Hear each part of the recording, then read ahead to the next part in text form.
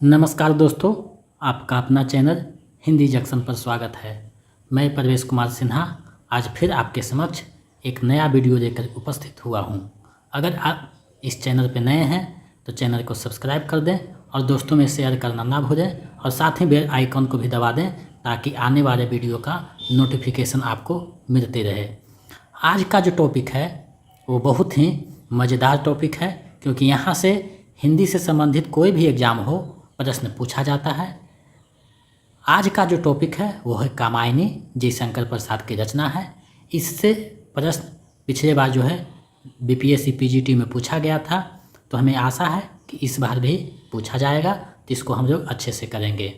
इसमें हम कामायनी से संबंधित महत्वपूर्ण बिंदुओं के बारे में जानेंगे कि इसकी रचना कब हुई, इसमें कौन कौन से सर्ग हैं, कितने सर्ग हैं, इसकी प्रमुख पंक्तियाँ कौन हैं, आदि चीज़ों को इसमें हम लोग जानेंगे।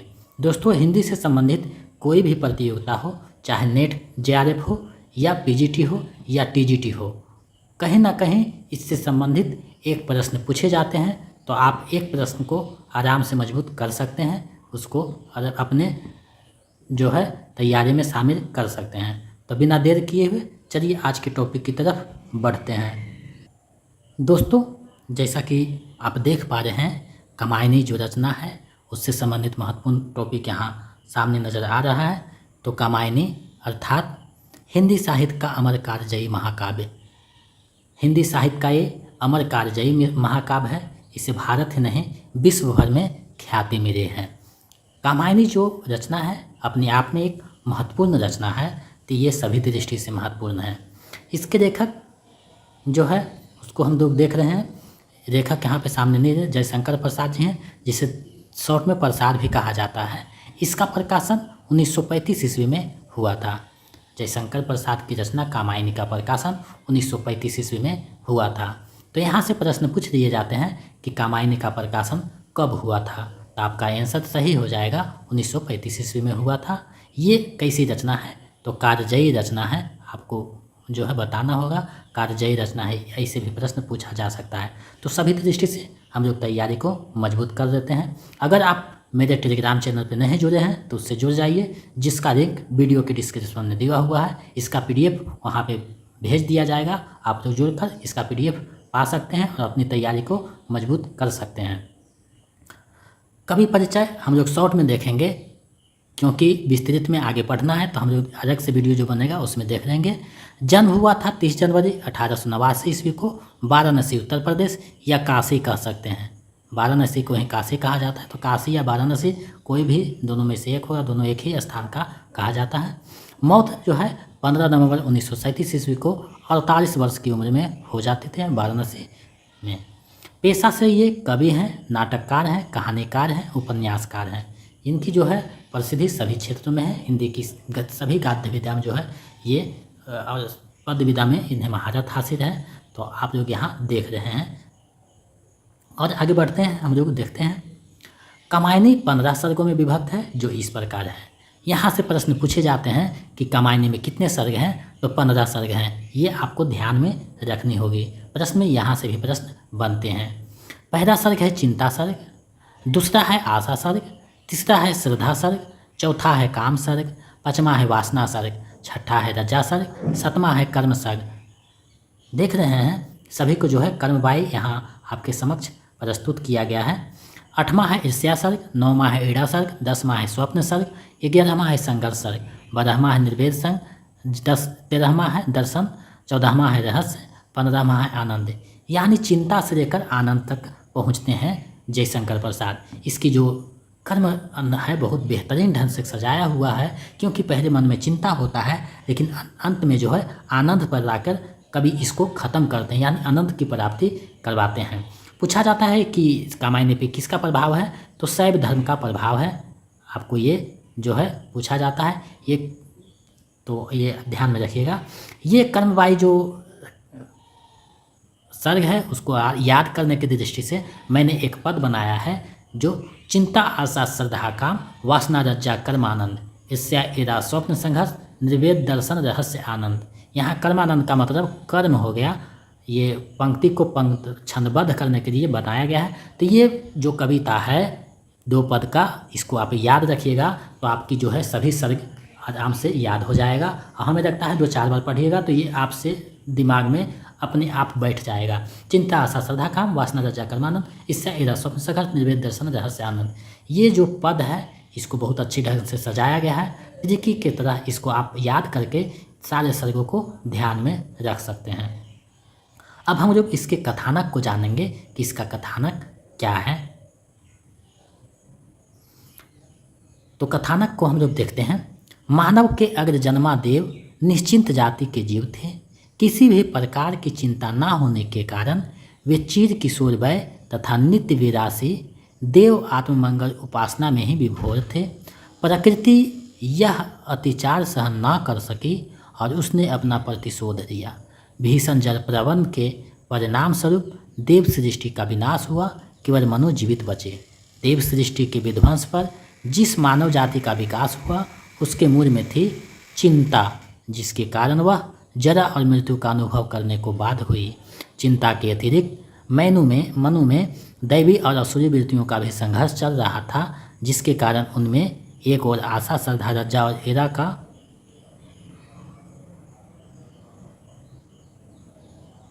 आविर्भाव हुआ तो दूसरी ओर कामना वासना ईर्षा और संघर्ष की भावना जगी। इन विरोधी वृत्तियों के निरंतर घात प्रतिघात से मनु में निर्वेद जगा और श्रद्धा के पथ प्रदर्शन से यह निर्वेद कर्मशः दर्शन और रहस्य का ज्ञान प्राप्त कर अंत में आनंद की उपलब्धि का कारण बना। यहाँ पे देख रहे हैं जो सभी सर्गों है कैसे कैसे किस सर्ग का जो नाम दिया गया है, शरीर क्यों आया है, उसी को ये जयशंकर प्रसाद अपनी भूमिका में बताते हैं। यह चिंता से आनंद तक मानव के वैज्ञानिक विकास का क्रम है।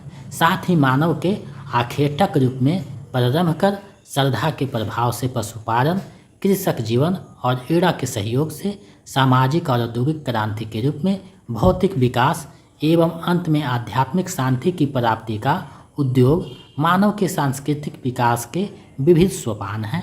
इस प्रकार का मायने मानव जाति के उद्भव और विकास की कहानी है।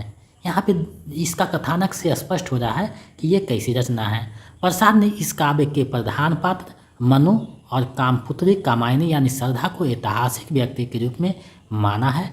साथ ही जलपर्वन की घटना को ऐतिहासिक स्वीकार किया है। शतपथ ब्राह्मण के प्रथम कांड के 8वें अध्याय से जलपर्वन संबंधी उल्लेख का संकलन कर प्रसाद ने इस काव्य का कथानक निर्मित किया है। साथ ही उपनिषद और पुराणों में मनु और श्रद्धा का जो रूपक दिया गया है उन्होंने उसे भी अस्वीकार नहीं किया यानी स्वीकार किया है। कथानक का ऐसा स्वरूप प्रदान किया जिसमें मनु और श्रद्धा और एड़ा के रूपक की भी संगति भली भांति बैठ जाए, परंतु सूक्ष्म दृष्टि से देखने पर जान पड़ता है कि इन चरित्रों का रूपक का निर्वाह ही अधिक सुंदर और सुसंयत रूप से हुआ है। ऐतिहासिक व्यक्ति के रूप में वे पूर्णतरु एकांगी और व्यक्तित्वहीन हो गए हैं। इस जो कथानक है उससे आपको समझ में आ रहा होगा कुछ मनु के मन के साथ ही अस्थिर मति है। पहले श्रद्धा की प्रेरणा से वे तपस्वी जीवन त्याग कर प्रेम और प्रणय का मार्ग ग्रहण करते हैं। फिर असुर पुरोहित अकुरी और किरात के बहकावे में आकर हिंसा वृत्ति और स्वेच्छाचरण के वशीभूत हो श्रद्धा का सुख साधन निवास छोड़ झंझा समीर की भांति भटकते हुए शाश्वत प्रदेश में पहुंचते हैं। श्रद्धा के प्रति मनु के दुर्व्यवहार से क्षुब्ध काम का अभिशाप सुन हताश हो किंग कर्तव्य विमूढ़ हो जाते हैं और एड़ा के संसर्ग से बुद्धि की शरण में जा भौतिक विकास का मार्ग अपनाते हैं।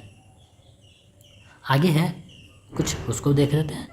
संयम के अभाव के कारण एड़ा पर अत्याचार कर बैठते हैं और प्रजा से उनका संघर्ष होता है। इस संघर्ष में पराजित और प्रकृति के रूप प्रकोप से विक्षुब्ध मनु जीवन से विरक्त हो पलायन कर जाते हैं और अंत में श्रद्धा के पथ प्रदर्शन में उसका अनुसरण करते हुए आध्यात्मिक आनंद प्राप्त करते हैं। इस प्रकार श्रद्धा अस्तित्व के भाव तथा एड़ा बौद्धिक क्षमता का मनु के मन पर जो प्रभाव पड़ता है उसका सुंदर विश्लेषण इस काव्य में मिलता है। यानी कथानक से स्पष्ट हो गया कि ये जो है चिंता में रहते हैं और अंत में आध्यात्मिक मार्ग अपनाकर आनंद की प्राप्ति करते हैं। अब जो प्रश्न की दृष्टि से महत्वपूर्ण है उसको हम लोग देखते हैं। यहाँ जो है प्रतीक पूछा जाता है कि कौन सा जो है किसका प्रतीक है, तो उसको मैंने यहाँ समाहित किया है। कामायनी की प्रतीक योजना को हम लोग देखते हैं। पात्र इधर है, इधर प्रतीक है। मनु जो है मन का प्रतीक है। श्रद्धा जो है हृदय का प्रतीक है। ईड़ा जो है बुद्धि का प्रतीक है। अकुरी और किरात असुरी वृत्ति का प्रतीक है। कुमार जो है मनु का पुत्र है। तो ये जो प्रतीक योजना है, ये जयशंकर प्रसाद ने बहुत ही सोच समझकर इसे बनाया है और प्रतीकों के माध्यम से ये जो मनोभाव है उसको संयोजित कर सर्ग का नाम देकर कामायनी की रचना की है। आगे जो कामायनी की प्रमुख पंक्तियाँ हैं उसको हम लोग देखते हैं, क्योंकि पंक्तियाँ भी प्रमुख पूछा जाता है परीक्षा में, तो हम लोग सारे चीज़ों को अच्छे से देखेंगे, एक भी चीज़ नहीं छोड़ेंगे, ताकि परीक्षा में हम लोग अच्छे रिजल्ट लेकर आएँ। पहला पंक्ति है कामायनी का। हिमगिरी के उतुंग शिखर पर बैठ सिरा की शीतल छां, एक पुरुष भींगे नैनों से देख रहा था हृदय परवाह। ये जो पंक्ति है ये कामायनी की चिंता सर्ग से लिया गया है और कामायनी की प्रथम पंक्ति है। ऐसा भी होता है कभी कभी पुस्तक का प्रथम पंक्तियाँ पूछ दिया जाता है, तो आप लोग इसको अच्छे से देख लें। आगे जो है श्रद्धा सर्ग से पंक्ति है। कौन तुम संस्कृति जलनिधि तीर तरंगों से फेंकी मणि एक, कर रहे निर्जन का चुपचाप प्रभाव की धारा से अभिषेक। ये श्रद्धा सर्ग की प्रथम पंक्ति है। कोमर किसराय के अंचल में नन्ही करिका जो छिपती सी, गोधूली के धूमिरपट में दीपक के स्वर में दीप्ति सी। ये रज्जा सर्ग से लिया गया है और उसका प्रथम पंक्ति है। रज्जा सर्ग जो है कामायनी की बहुत बड़ा अच्छा सर्ग है, वहाँ जो है बहुत प्रश्न वहाँ से बनते हैं। वहीं की पंक्ति है। इतना न चमकित हो बारे, अपने मन का उपकार करो, मैं एक पकड़ हूँ जो कहती, ठहरो कुछ सोच विचार करो। क्या कहती हो ठहरो नारी, संकल्प अश्रु जल से अपने, तुम दान कर चुकी पहले हैं जीवन के सोने से सपने। नारी तुम केवल श्रद्धा हो, विश्वास रजत नग पकतर में, पीयूष स्रोत से बहा करो जीवन के सुंदर समतर में, जीवन के सुंदर समतर में। ये सारे जो पंक्तियाँ हैं वो रज्जा सर्ग से ली गई है। आगे पंक्तियाँ हैं। आंसू से भींगे अंचल पर मन का सब कुछ रखना होगा, तुमको अपने अस्मित रेखा से यह संधि पत्र लिखना होगा। ये भी रज्जा सर्ग से लिया गया है। एक ये पंक्ति जो है वो कामायनी की सबसे अंतिम पंक्ति है। समरस थे जर या चेतन, सुंदर साकार बना था, चेतनता एक विरस्ती, आनंद अखंड घना था। ये कामायनी की अंतिम पंक्ति यानी आनंद सर्ग की अंतिम पंक्ति है। तो यहाँ से भी प्रश्न बनते हैं कि कामायनी की अंतिम पंक्ति कौन है, तो आप इसको अच्छे से जवाब दे पाइएगा। मैंने जो महत्वपूर्ण समझा उसको यहाँ संग्रहित किया है, ताकि आपकी एग्जाम में कोई भी प्रश्न इससे नहीं छूटे। आगे हम लोग कामायनी के विषय में विभिन्न जो विद्वान हैं उनके जो मत है उनको देखते हैं। कामायनी की चेतना मूलतः व्यक्तिवादी अध्यात्मवादी चेतना है। कामायनी अपनी सीमाओं के बावजूद हिंदी साहित्य की एक गौरवमयी उपलब्धि है। ये जो है रामचंद्र शुक्ल का कथन है।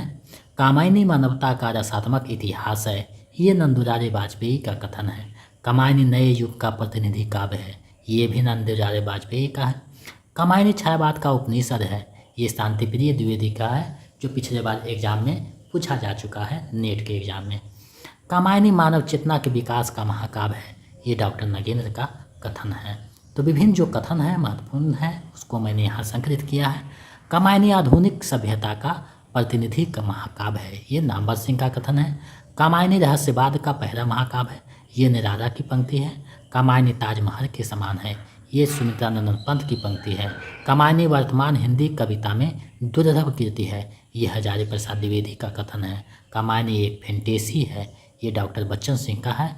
कामायनी एक असफल कीर्ति है, ये मुक्तिबोध की पंक्ति है, कथन है, मत है।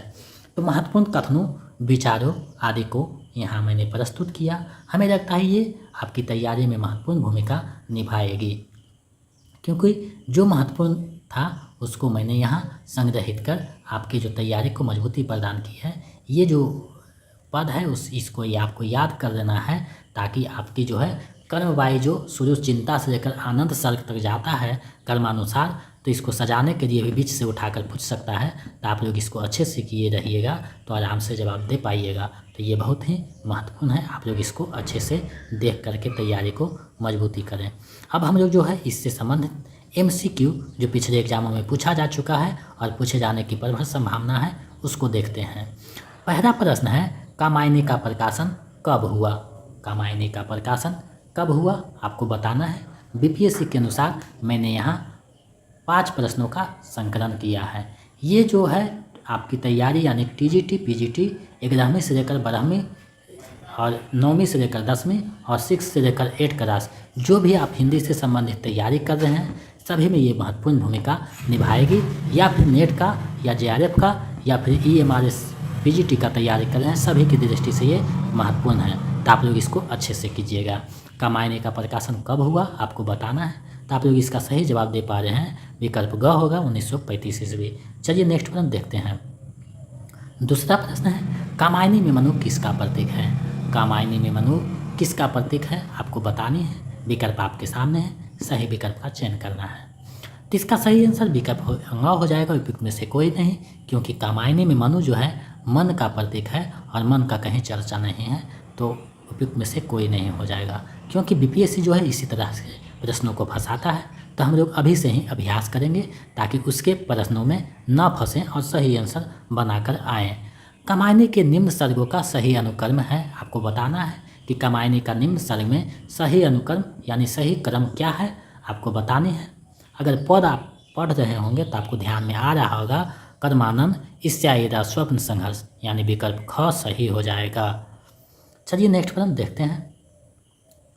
चौथा प्रश्न है, नारी तुम केवल श्रद्धा हो, विश्वास रजत नखपक्तर में, पीयूष स्रोत बहा करो, जीवन के सुंदर समतर में।